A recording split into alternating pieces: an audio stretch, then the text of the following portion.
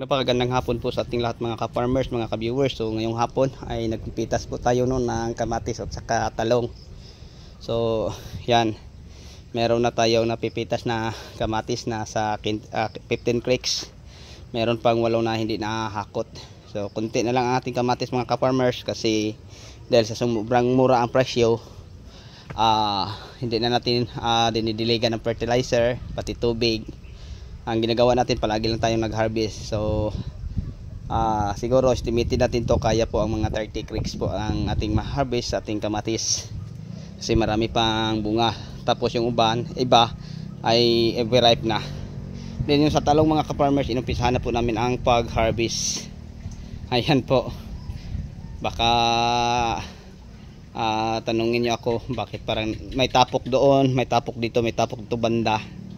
Yan po mga kapwa ko ka-farmers, may nagpitas doon banda dito, doon nila dinala, tapos nilagay ko dito ang mga tapos yung bagong nila nasa gitna, bagong pitas pa yan, kailangan ko pang ipili. Then paglagay na doon, dito na naman itinabi ko yung iba, at saka kapag dito malapit, dito na naman. So yun po ang style, kaya nga naka po tapok. So siniparet na namin ang may butas mga ka-farmers. So dito banda ang may butas, yan, kasi hindi naman natin nahiwasan. Yan, meron ng mga 20 kilos. Ito i-classify ko pa ito, separate yung semi, no.